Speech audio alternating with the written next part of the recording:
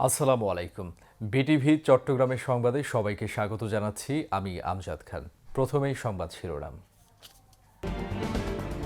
SSC ও সমমান পরীক্ষার ফল প্রকাশ। পাশের হার ৬২.২৫%। জিপিএ ৫ পেয়েছে ১,১৬,৬৭৬ জন শিক্ষার্থী। চট্টগ্রাম বোর্ডে পাশের হার ৫৯.৪৮%।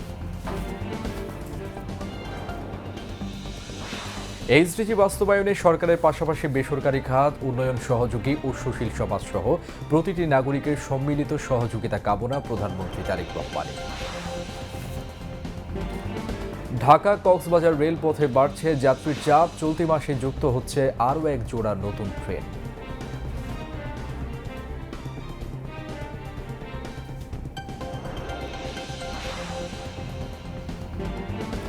রাষ্ট্রপতি পদে নির্বাচনের জন্য নির্বাচন কমিশন থেকে মনোনয়নপত্র সংগ্রহ ১১ দলীয় জোটের।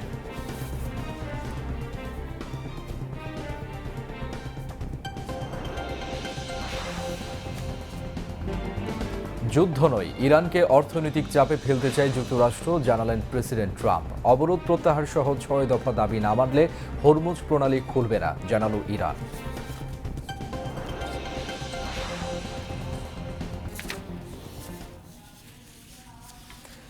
প্রিয় দর্শক, এতক্ষণ সংবাদ শিরোনাম শুনছিলেন, এবার বিস্তারিত। সারা দেশে একযোগে প্রকাশিত হয়েছে এসএসসি ও সমমানের পরীক্ষার ফলাফল। এবছর এসএসসির ৯টি মিলে ১১টি শিক্ষা বোর্ডে গড় পাশের হার ৬২.২৫%। এর মধ্যে জিপিএ ৫ পেয়েছে ১,১৬,৬৭৬ জন। বিগত বছরের তুলনায় পাশের হার ও জিপিএও ৫ প্রাপ্তির সংখ্যা কমলেও সরকার বলছে পাশের হার কিংবা জিপিএ ৫ প্রাপ্তির বিচারে নয়, বরং সরকার শিক্ষার গুণগত মান বাড়ানোর দিকে মনোযোগী। এদিকে কর্তৃপক্ষ জানিয়েছে, অকৃতকার্য শিক্ষার্থীরা চাইলে পরীক্ষার খাতা পুনর্নিরীক্ষণের জন্য ১১ থেকে ১৭ আগস্ট পর্যন্ত অনলাইনে আবেদন করতে পারবেন। মেজবা শিমুলের রিপোর্ট।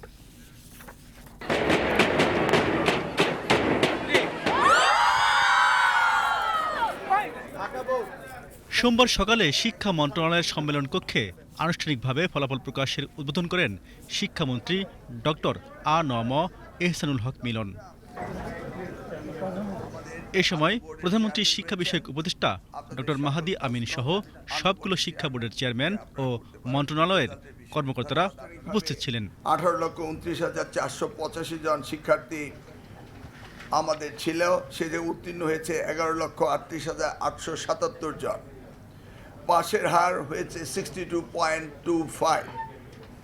জিপিএ প্লাস পেয়েছে 1,16,676 জন। ঘোষিত ফলাফলে দেখা যায়, এসএসসি ও সমমানের পরীক্ষায় মোট পাশের হার ৬২.25%। এর মধ্যে এসএসসিতে পাশের হার ৬৪.05, দাখিলে ৫৫.৪৯ এবং এসএসসি ভোকেশনাল ও দাখিল ভোকেশনালে ৫৮.20%। গতবারের তুলনায় যা প্রায় ৬% কম। এবারের পরীক্ষায় কমেছে জিপিএ ৫ প্রাপ্তির সংখ্যাও। তবে সরকারের পক্ষ থেকে বলা হচ্ছে, পাশের হার কিংবা জিপিএ ৫ নয়, শিক্ষার গুণগত মান বৃদ্ধির দিকেই নজর রাখছে বর্তমান সরকার। মাননীয় মন্ত্রীর দায়িত্ব হচ্ছে সারা দেশের শিক্ষা ব্যবস্থা যদি কোনো রকমভাবে সংখ্যায় কমতে থাকে এবং 0% যদি কোনো স্কুলে, কলেজ, মাদ্রাসা পাস করে, সেগুলিকে অ্যাড্রেস করা। এই এক্সপিরিয়েন্সটি আমার আছে এবং সেই এক্সপিরিয়েন্সের আলোকেই আমরা কাজ করব। আমি 2001 হতে 2006 পর্যন্ত যখন পরীক্ষা সুন্দরভাবে নকলবিহীন হয়েছিল, তখন এই 0 পাস করার সংখ্যা এর 3-4 গুণ ছিল। সেটা ক্রমান্বয়ে কমে এসছে এবং সেই ব্যবস্থাগুলো আমরা অতীতেও নিয়েছি, বর্তমানেও নিব ইনশাআল্লাহ, এবং আপনারা দেখতে পাবেন সেগুলি আস্তে আস্তে ভালো করছে। বিএনপি ক্ষমতায় আসলে দেশের নারী শিক্ষায় বিপ্লব ঘটে, এমন উল্লেখ করে প্রধানমন্ত্রীর শিক্ষা বিষয়ক উপদেষ্টা ডক্টর মাহাদি আমিন বলেন, চলতি বছরও মেয়েদের পাশের হার ও জিপিএ ৫ প্রাপ্তি বেড়েছে। এ সময় দেশের শিক্ষা ব্যবস্থার উন্নয়ন নিয়ে সরকারের পরিকল্পনার কথাও তুলে ধরেন তিনি। যে সকল শিক্ষা বোর্ডে একক প্রশ্নপত্র প্রণীত হয়েছিল এবং আমরা দেখেছি সেখানে সিসিটিভি ক্যামেরা ছিল, বডি ওন ক্যামেরা ছিল এবং যে মূল্যায়ন হয়েছে সেটা শতভাগ নির্মোহভাবে করা হয়েছে। এটা প্রাচীন সংস্কৃতি আমরা দেখেছি ফ্যাসিবাদের সময়, যেখানে কৃত্রিমভাবে জিপিএ 5 কিংবা পাশের পরিমাণ বাড়ানো হতো। আমরা সেই সংস্কৃতি থেকে টোটালি বের হয়ে এসেছি, কারণ মাননীয় প্রধানমন্ত্রী যে নির্দেশনা দিয়েছেন, আমরা এমন একটা শিক্ষা ব্যবস্থা চাই যেখানে শিক্ষার্থীরা তাদের যোগ্যতা, দক্ষতা, সৃজনশীলতা নিয়ে বের হয়ে আসবে। সুতরাং যে শিক্ষার্থী যেভাবে পড়াশোনা করেছে, নির্মোহভাবে যে মূল্যায়ন হয়েছে এবং মূল্যায়নের জন্য যারা নিরীক্ষণকারী রয়েছেন শিক্ষকদেরকে ট্রেনিং দেওয়া হয়েছে, সেভাবে রেজাল্টে এসছে। চলতি বছরের এসএসসি ও সমমানের পরীক্ষা শুরু হয় 21 এপ্রিল। পরীক্ষায় 18 লাখের বেশি শিক্ষার্থী অংশগ্রহণ করে। মিসবাহ শিমুল, বিটিভি নিউজ, ঢাকা। এদিকে চলতি বছরের এসএসসি পরীক্ষার চট্টগ্রাম শিক্ষা বোর্ডে পাশের হার 59.48%। জিপিএ 5 পেয়েছেন 9,698 জন। গতবারের তুলনায় এবার পাশের হার ও জিপিএ 5 প্রাপ্ত শিক্ষার্থীর সংখ্যা দুটোই কমেছে। চট্টগ্রামের শিক্ষা প্রতিষ্ঠানগুলোতে ফল জানতে এসে কেউ ছিল উচ্ছ্বসিত, আবার কারো চোখে ছিল বেদনার অশ্রু। বিস্তারিত জানাচ্ছেন খায়রুন্নেসা সুলতানা। অপেক্ষার অবসান। সারা দেশের ন্যায় চট্টগ্রামে প্রকাশিত হলো এসএসসি ও সমমানের পরীক্ষার ফলাফল। এই বছর পাশের হার 59.48%। 218টি কেন্দ্রে এবারের মোট পরীক্ষার্থী ছিলেন 1,30,682 জন, যার মধ্যে জিপিএ 5 পেয়েছেন 9,398 জন। পাশের হার শূন্য এমন বিদ্যালয়ের সংখ্যা 8টি। গতবারের তুলনায় এবারে পাশের ও জিপিএ 5 প্রাপ্ত শিক্ষার্থীদের হার কমেছে তুলনামূলকভাবে। এবারে চট্টগ্রাম বোর্ডের ফলাফল নিয়ে কথা বলেছেন চট্টগ্রাম শিক্ষা বোর্ডের কর্মকর্তারা। শিক্ষার্থীদের অংশগ্রহণের পাশাপাশি শিক্ষকদের দক্ষতার দিকটিও বিবেচনায় আনবেন তারা। মাধ্যমিক ও উচ্চ মাধ্যমিক শিক্ষা বোর্ড চট্টগ্রামের এসএসসি 2026-এর পাশের হার 59.48%। জিপিএ 5 পেয়েছে 9,398 জন। টোটাল পরীক্ষার্থী ছিল 1,30,682 জন। তার ভিতর 1,30,219 জন অংশগ্রহণ করেছে। উচ্চ মাধ্যমিক শিক্ষা বোর্ড চট্টগ্রামে এসএসসি 2026 সালের পরীক্ষায় সবচেয়ে খারাপ করেছে দুটো বিষয়ে। ইংরেজিতে প্রায় 35,866 জন ফেল করেছে, অর্থাৎ 27.72% শিক্ষার্থী ফেল করেছে ইংরেজিতে। আর গণিতে ফেল করেছে 25,773 জন, প্রায় 19.94% শিক্ষার্থী ফেল করেছে। এই দুটো কারণেই পাশের হারটা কমে গেছে। ফল জানার পর থেকেই শিক্ষা প্রতিষ্ঠানগুলোতে শিক্ষার্থী ও অভিভাবকদের ভিড়। কারো চোখে উৎকণ্ঠা, কারো মনে আনন্দ। ফল হাতে পাওয়ার পর মুহূর্তেই বদলে যায় সেই চিত্র। পরীক্ষার রেজাল্ট গোল্ডেন এ প্লাস। পরিবার ভালোই বলতেছে, পরিবারের ইচ্ছা যে চিটাং কলেজে পড়ানো, সেজন্য আমাকে একটা বের করে দিয়েছে ঘর থেকে, যা এবার নাম্বারটা জেনে। আসলে সায়েন্স মানে তো একটা কঠিন বিষয়, মানে এখানে প্রত্যেকটা সাবজেক্টে মানে অ্যাকিউরেট নাম্বার তোলাটা, মানে অনেকে মনে করে যে জিপিএ 5 পেলে হয়ে যায়, but that's not the fact. একটা ভালো জায়গায় চান্স পাওয়ার জন্য টোটাল মার্কসটা ডিপেন্ড করে। সো আমি সায়েন্সের সাবজেক্টে আসলে অনেক টেনশনে ছিলাম, বিশেষ করে ফিজিক্স আর হায়ার ম্যাথ নিয়ে, কারণ আমি যখন সায়েন্স নিয়েছি আমার কাছে ফিজিক্স আর হায়ার ম্যাথ আসলে অনেক কঠিন লাগতো। সো আমি অলওয়েজ প্রে করতাম যে হ্যাঁ আল্লাহ, তুমি যাতে আমার পথটা সহজ করে দাও, আমি যাতে আমার মম ড্যাডের ইচ্ছাটা পূরণ করতে পারি। নিজের সাফল্যে আনন্দিত শিক্ষার্থীরা। এই অর্জনের পেছনে বাবা মা ও শিক্ষকদের অবদানের কথাও কৃতজ্ঞতার সঙ্গে স্মরণ করছে তারা। অবশ্যই অসামান্য অবদান আমাদের শিক্ষিকাবৃন্দ, ওনাদের অক্লান্ত পরিশ্রম এবং সুপারভিশনের কারণে আমরা আসলে এই ধরনের রেজাল্ট সাধারণত প্রতি বছরই পেয়ে থাকি এবং আমরা এই বছরও পেয়েছি। সাথে আমাদের বাবা মা, আমার অভিভাবকবৃন্দ এবং আমাদের সকল বন্ধুদের সম্মিলিত প্রচেষ্টার কারণে আমরা আজকে এই ধরনের ফলাফল অর্জন করতে সক্ষম হয়েছি। পুরো স্কুলে আমাদের শিক্ষক শিক্ষিকারা আমাদের পড়াশোনার প্রতি যেমন অধ্যাবসায়ী ছিলেন, আমাদের থেকে আমাদের শিক্ষকদের চিন্তা মনোযোগ ছিল আমাদের জন্য আরও বেশি। বিশেষ করে আমাদের রসায়ন, গণিত এইসব স্যাররা তারা আমাদেরকে পরীক্ষার সময় যেভাবে গাইড করেছেন, যেভাবে আমাদেরকে প্রশিক্ষণ দিয়েছেন, যেভাবে আমাদেরকে গড়ে তুলেছেন, তাদের প্রতি আমরা অবশ্যই কৃতজ্ঞ। সন্তানের ফল জানতেই সকাল থেকেই অপেক্ষায় ছিলেন অভিভাবকরা। ফল হাতে পাওয়ার পর সন্তানের সাফল্যে আনন্দিত তারা। পাশাপাশি আগামী দিনেও আরও ভালো করার প্রত্যাশাও তাদের। 10 বছর অপেক্ষার পর এই রেজাল্ট, এটা সত্যি অনেক আনন্দের এবং অনেক লম্বা সময়ের প্রতীক্ষার পর আমার মেয়ে রেজাল্ট করেছে। সবচেয়ে বড় কথা হচ্ছে এই স্কুল থেকে এরকম একটা রেজাল্ট করা, প্রত্যেক ছাত্রছাত্রীর একটা স্বপ্ন থাকে এবং আমারও সেই স্বপ্নটা আজকে পূরণ হলো আমার মেয়ের সাথে। খুব ভালো রেজাল্টই হয়েছে, এটা সুষ্ঠু রেজাল্ট হয়েছে।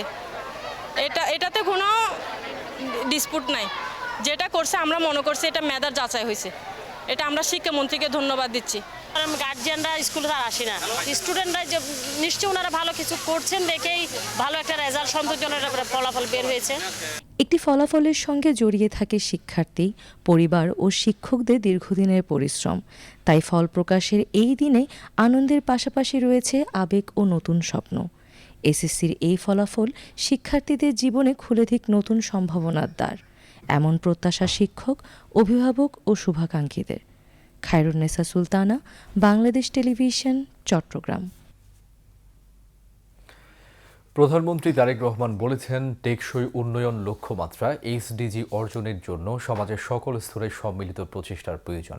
একই সাথে তিনি অবাধ নির্বাচন, আইনের শাসন এবং প্রাতিষ্ঠানিক জবাবদিহিতার উপর ভিত্তি করে একটি গণতান্ত্রিক রাষ্ট্র গঠনের বিষয়ে সরকারের রূপরেখা তুলে ধরেন। আজ ঢাকায় বাংলাদেশ চীন মৈত্রী সম্মেলন কেন্দ্রে এসডিজি অর্জনে 5 বছর মেয়াদী কৌশলগত কাঠামো, নীতি, অংশীদারিত্ব ও অগ্রাধিকার শীর্ষক জাতীয় সম্মেলন 2026-এর উদ্বোধনী অনুষ্ঠানে তিনি এসব কথা বলেন।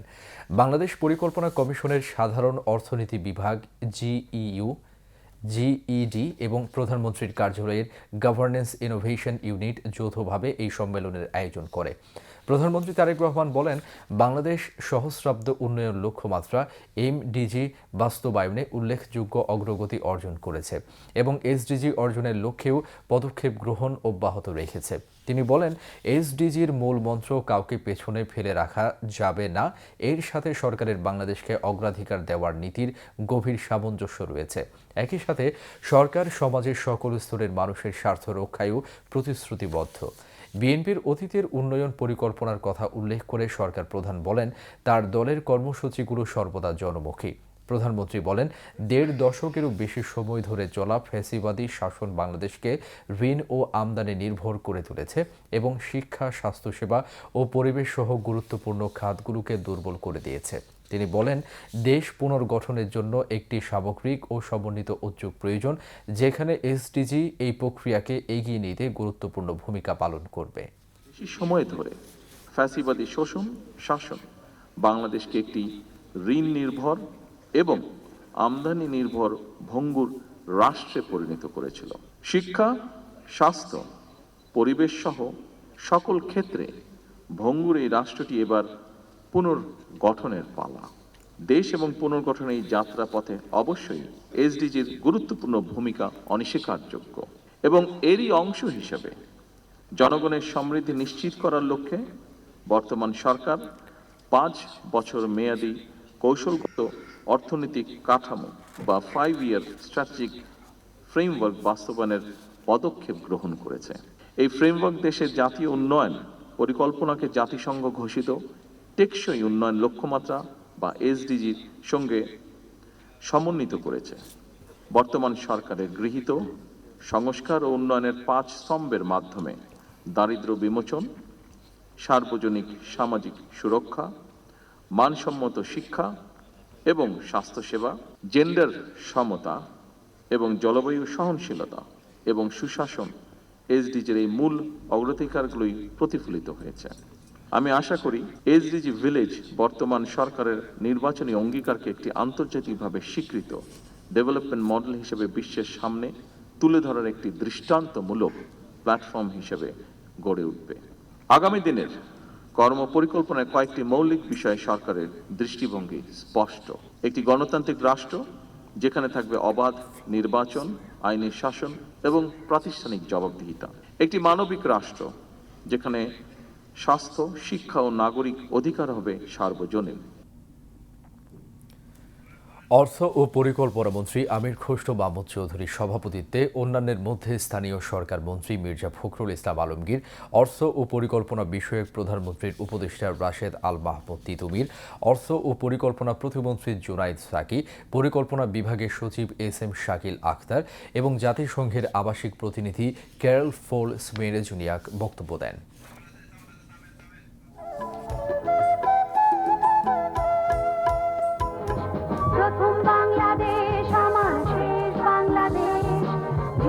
বাংলাদেশ আমার মরণ বাংলাদেশ, বাংলাদেশ, বাংলাদেশ, বাংলাদেশ। প্রধানমন্ত্রী তারেক রহমানের সঙ্গে সৌজন্য সাক্ষাৎ করেছেন বাংলাদেশে নিযুক্ত ভারতীয় হাই কমিশনার দীনেশ ত্রিবেদী। আজ সচিবালয়ে মন্ত্রিপরিষদ বিভাগে প্রধানমন্ত্রীর দফতরে এই সাক্ষাৎ অনুষ্ঠিত হয়। বৈঠকের শুরুতে প্রধানমন্ত্রী ভারতীয় হাই কমিশনারকে স্বাগত জানান। হাই কমিশনার ঢাকায় গত 2 মাসের দায়িত্ব পালনের অভিজ্ঞতা প্রধানমন্ত্রীর কাছে তুলে ধরেন। বৈঠকে বাংলাদেশ ও ভারতের দ্বিপাক্ষিক গুরুত্বপূর্ণ বিষয়ে আলোচনা হয়। বাংলাদেশ আশা করে ভারত শেখ হাসিনাকে প্রত্যার্পণের প্রক্রিয়া ত্বরান্বিত করবে। একই সঙ্গে শহীদ ওসমান হাদি হত্যাকাণ্ডের সঙ্গে জড়িত হত্যাকারীদের বাংলাদেশে ফিরিয়ে দেওয়ার বিষয়েও ভারতের প্রতি অনুরোধ পুনর্ব্যক্ত করা হয়। প্রধানমন্ত্রী দুই দেশের দ্বিপাক্ষিক সম্পর্ক আরও এগিয়ে নিতে উপযুক্ত পরিবেশ তৈরির প্রয়োজনীয়তার উপর গুরুত্ব আরোপ করেন। এ সময় পররাষ্ট্রমন্ত্রী ডক্টর খলিলুর রহমান, প্রধানমন্ত্রীর পররাষ্ট্র বিষয়ক উপদেষ্টা হুমায়ুন কবির সহ সংশ্লিষ্ট কর্মকর্তারা উপস্থিত ছিলেন। ঢাকা কক্সবাজার রুটে ট্রেনে দিন দিন বাড়ছে যাত্রীর চাপ। যাত্রী চাহিদা বিবেচনায় এই রুটে চলতি আগস্ট মাসেই আরও এক জোড়া নতুন আন্তনগর ট্রেন চালুর প্রস্তুতি নিচ্ছে বাংলাদেশ রেলওয়ে। এতে আসন সংখ্যা বৃদ্ধির পাশাপাশি যাতায়াত আরও সহজ হবে বলে আশা কর্তৃপক্ষের। বিস্তারিত জানাচ্ছেন আইমন ইমা।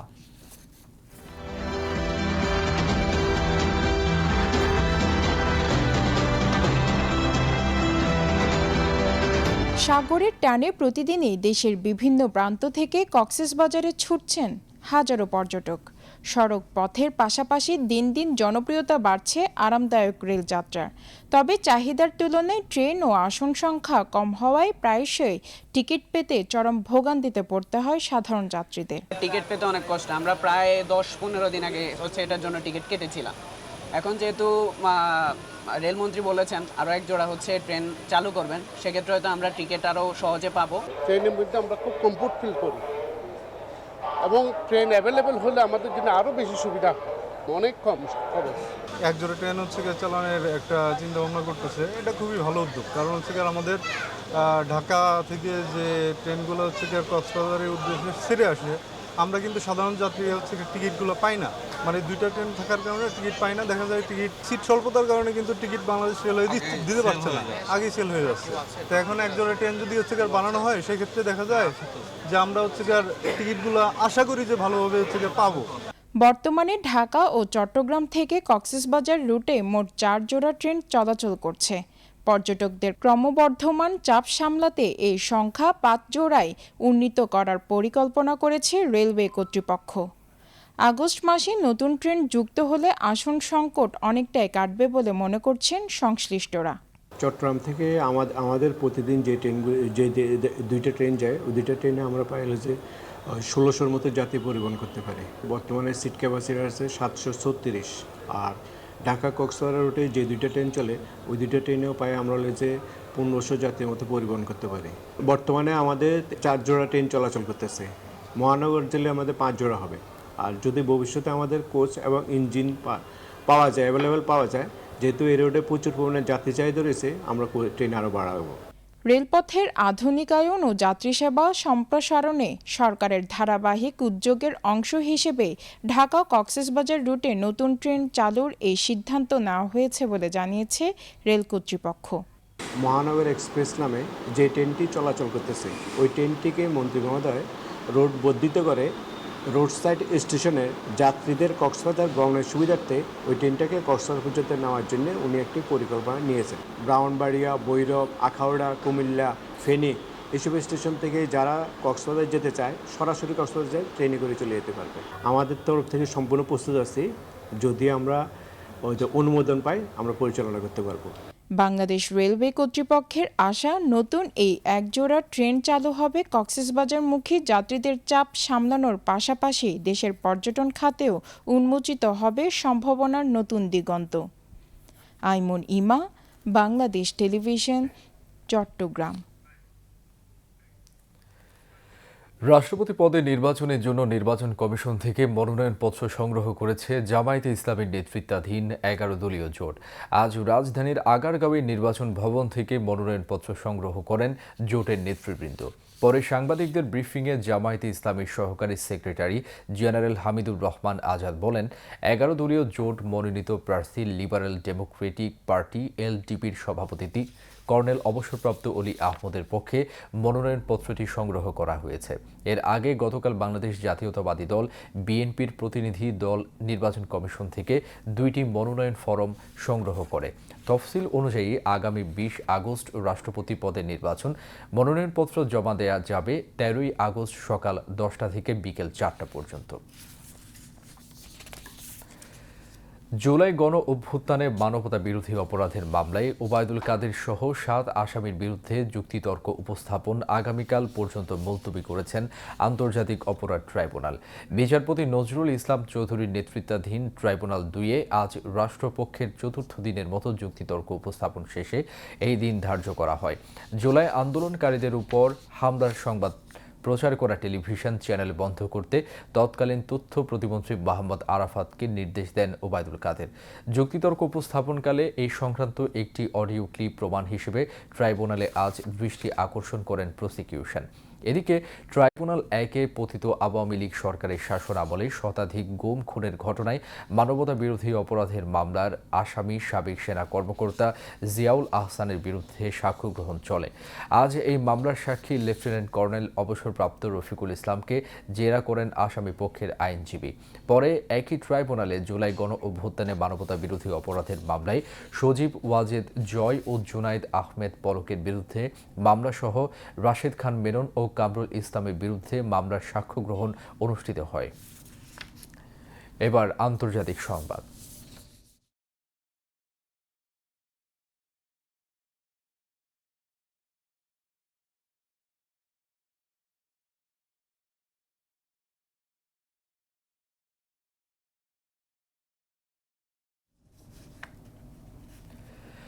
যুদ্ধ নয়, ইরানকে এখন অর্থনৈতিক চাপে ফেলতে চায় যুক্তরাষ্ট্র। সংবাদ মাধ্যমে এক সাক্ষাৎকারে প্রেসিডেন্ট ডোনাল্ড ট্রাম্প বলেন, অর্থনৈতিক চাপ সামলাতে তেহরান কতটা হিমশিম খাচ্ছে তা পর্যবেক্ষণ করছে যুক্তরাষ্ট্র। তিনি জানান, যুক্তরাষ্ট্র এখন ইরানের সঙ্গে শুধুমাত্র আংশিক দর কষাকষি করছে। ওয়াশিংটন এই বিষয়টি তেমন কোনো প্রচার ছাড়াই এগিয়ে নেওয়ার নীতি গ্রহণ করেছে বলে জানান মার্কিন প্রেসিডেন্ট। তিনি বলেন, পরিস্থিতি পর্যবেক্ষণ করা হচ্ছে। ইরানে বিশাল মূল্যস্ফীতি রয়েছে ও তাদের হাতে কোনো টাকা নেই। ইরানের বন্দরগুলোর উপর যুক্তরাষ্ট্রের অব্যাহত অবরোধের কারণে ইরান এখন খুব খারাপ অবস্থায় রয়েছে বলে জানান ট্রাম্প। এদিকে যুক্তরাষ্ট্রের সঙ্গে সরাসরি কোনো আলোচনা হচ্ছে না জানিয়ে ইরানের পররাষ্ট্রমন্ত্রী আব্বাস আরাকচি বলেছেন, মধ্যস্থতাকারী সরাসরি আলোচনার ক্ষেত্র প্রস্তুতের জন্য চেষ্টা চালিয়ে যাচ্ছে। তিনি জানান, হরমুজ প্রণালী নিয়ে ওমানের সঙ্গে একটি চুক্তি চূড়ান্ত পর্যায়ে রয়েছে, তবে ইরানের উপর থেকে যুক্তরাষ্ট্রের নৌ অবরোধ প্রত্যাহার সহ অন্যান্য দাবি পূরণ না হওয়া পর্যন্ত হরমুজ প্রণালী খুলে দেয়া হবে না। অন্যদিকে ইরানের সঙ্গে যুদ্ধ চালাতে গিয়ে প্রেসিডেন্ট ডোনাল্ড ট্রাম্প পরাজিত হয়েছেন বলে মন্তব্য করেছেন মার্কিন ডেমোক্রেটিক সিনেটর ক্রিস মার্ফি। এছাড়া এই সংঘাতের কারণে যুক্তরাষ্ট্র দিন দিন দুর্বল এবং ইরান শক্তিশালী হচ্ছে বলে জানান তিনি। আজ এনবিসির বরাতে আনাদোলো এজেন্সি জানায়, এক সাক্ষাৎকারে সিনেটর ক্রিস মার্ফি জানান, যুদ্ধ বন্ধ করতে এবং হরমুজ প্রণালী পুনরায় উন্মুক্ত করতে একটি খারাপ চুক্তি হলেও তিনি তা সমর্থন করবেন। আলোচনা থমকে থাকায় এই কৌশলগত জলপথ চালুর ব্যয় প্রতিনিয়ত বাড়ছে বলে তিনি মনে করেন।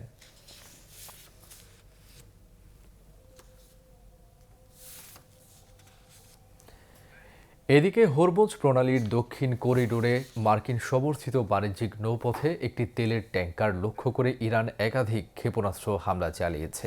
গালফ নিউজের প্রতিবেদনে বলা হয়েছে, হামলার পর ওমান উপকূলের কাছে জাহাজটিতে আগুন ধরে যায়। সামাজিক যোগাযোগ মাধ্যম এক্সের হরমুজ লেটার অ্যাকাউন্ট থেকে প্রথম প্রকাশিত ভিডিও এবং তথ্যে দেখা যায়, আজ ভোরে দক্ষিণ ইরানের সিরিক এলাকা থেকে ক্ষেপণাস্ত্রগুলো নিক্ষেপ করা হয়। এক্সের বিভিন্ন পোস্টে দাবি করা হয়েছে, অন্তত 4টি ক্ষেপণাস্ত্র ট্যাঙ্কারটিতে আঘাত হানে এবং একই সঙ্গে দক্ষিণ ইরানের আকাশে মার্কিন একটি MQ-9 ড্রোন ভূপাতিত করার অনসমর্থিত দাবিও উঠেছে। তবে শেষ খবর পাওয়া পর্যন্ত এই হামলার বিষয়ে ইউকেএমটিও, মার্কিন সেন্ট্রাল কমান্ড, ইরানের সরকারি সংবাদ মাধ্যম বা শীর্ষ আন্তর্জাতিক কোনো সংস্থা থেকে আনুষ্ঠানিক সত্যতা নিশ্চিত করা হয়নি। আক্রান্ত জাহাজের নাম, মালিকানা, কাস্টমস, নাবিকদের অবস্থা বা মোট ক্ষয়ক্ষতির কোনো সুনির্দিষ্ট তথ্য এখনও পাওয়া যায়নি। সৌদি আরবের রিয়াদে একটি সোফা কারখানায় আগুনে দগ্ধ হয়ে অন্তত 16 বাংলাদেশের মৃত্যু হয়েছে। প্রবাসী কল্যাণ মন্ত্রণালয় জানিয়েছে, এদের মধ্যে নওগাঁর আত্রাই উপজেলার 10 জনের মৃত্যুর খবর জানা গেছে। পাশের নাটোর জেলার নলডাঙ্গা উপজেলার আরও 3 বাসিন্দা নিহত হয়েছেন। গতকাল কারখানাটিতে এই দুর্ঘটনা ঘটে। রিয়াদে বাংলাদেশ দূতাবাসের বরাতে প্রবাসী কল্যাণ মন্ত্রণালয় জানিয়েছে, ভয়াবহ এই অগ্নিকাণ্ডে ঘটনাস্থলে 16 জন মারা যাওয়ার তথ্য দিয়েছেন ফায়ার সার্ভিসের উদ্ধারকর্মীরা। আগুনে পড়ে যাওয়ায় মৃতদেহ শনাক্ত করা কঠিন হয়ে পড়েছে। এক শোক বার্তায় প্রবাসী কল্যাণ ও বৈদেশিক কর্মসংস্থান মন্ত্রী আরিফুল হক চৌধুরী বলেছেন, সৌদি আরবে কর্মরত এই প্রবাসীদের এমন অকাল ও মর্মান্তিক মৃত্যু অত্যন্ত হৃদয় বিদারক। দেশের অর্থনীতিতে তাদের অবদান অপরিসীম। তাদের এই আকস্মিক মৃত্যুতে তিনি গভীর শোকাহত। নিহতদের শোকসন্তপ্ত পরিবারের সদস্যদের প্রতি তিনি গভীর সমবেদনা প্রকাশ করেন। প্রবাসী কল্যাণ মন্ত্রী জানান, নিহত প্রবাসীদের মরদেহ দ্রুত দেশে ফিরিয়ে আনা এবং তাদের পরিবারের জন্য প্রয়োজনীয় সব ধরনের সরকারি সহায়তা, ক্ষতিপূরণ নিশ্চিত করতে সংশ্লিষ্ট কর্মকর্তাদের নির্দেশ দেওয়া হয়েছে। আবারও দেশের খবর।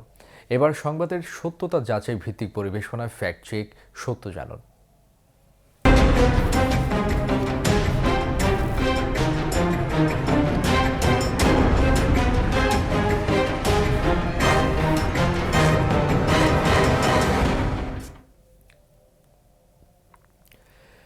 ইশরাক হোসেনের নেতৃত্বে বিএনপির মশাল মিছিলকে আওয়ামী লীগের মিছিল দাবি করে সামাজিক যোগাযোগ মাধ্যমে ছড়ানো একটি ভিডিওকে অপপ্রচার হিসেবে শনাক্ত করেছে প্রেস ইনস্টিটিউট বাংলাদেশের ফ্যাক্ট চেক ও media research team Bangla fact. যাচাই দেখা গেছে, ভিডিওটি আওয়ামী লীগের কোনো মিছিলের নয়। গত 31 জুলাই ঢাকা 6 আসন বিএনপি ও অঙ্গ সহযোগী সংগঠনের আয়োজিত মশাল মিছিলের দৃশ্য এটি। বিস্তারিত ডেস্ক রিপোর্টে। সামাজিক যোগাযোগ মাধ্যমে ছড়িয়ে পড়া একটি ভিডিওকে ঘিরে তৈরি হয়েছে বিভ্রান্তি।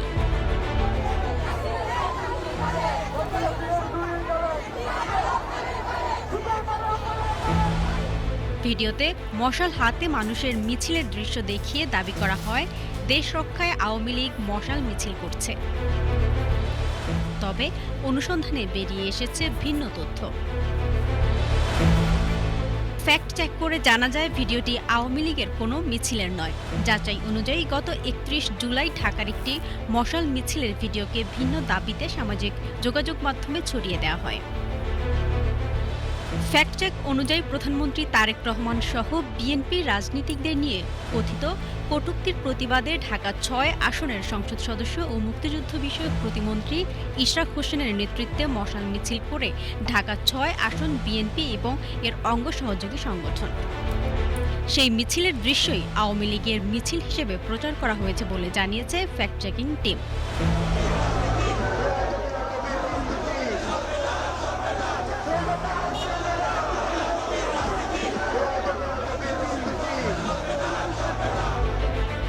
ফ্যাক্ট চেক বলছে, সাম্প্রতিক সময়ে বাংলাদেশকে ঘিরে সামাজিক যোগাযোগ মাধ্যমে ভুল ও বিভ্রান্তিকর তথ্য ছড়িয়ে পড়ার প্রবণতা বেড়েছে।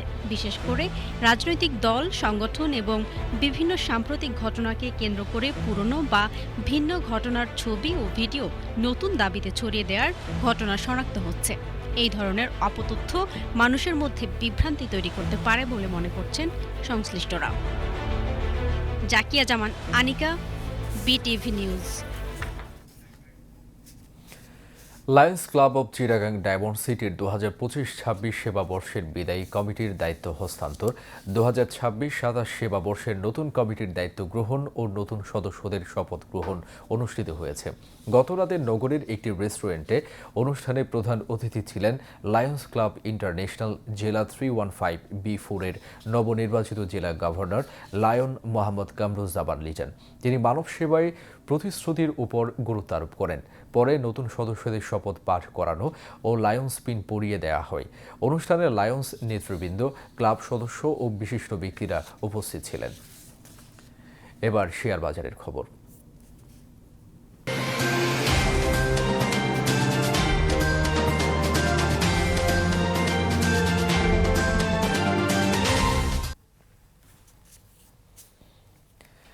একদিনের ব্যবধানে চট্টগ্রাম স্টক এক্সচেঞ্জে চাঙ্গাভাব ফিরে এসেছে।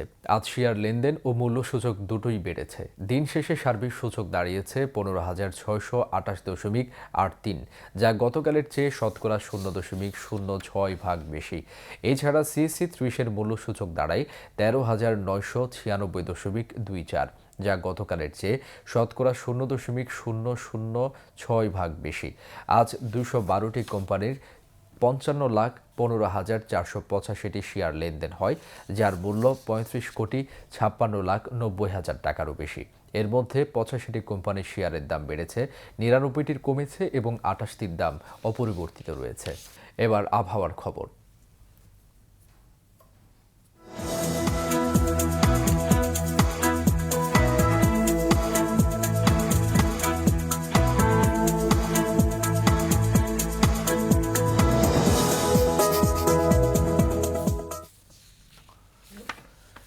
পতেঙ্গা আবহাওয়া অফিস জানিয়েছে, আগামীকাল সন্ধ্যা 6টা পর্যন্ত চট্টগ্রাম ও পার্শ্ববর্তী এলাকায় আকাশ আংশিক মেঘলা অথবা সাময়িকভাবে মেঘাচ্ছন্ন থাকতে পারে।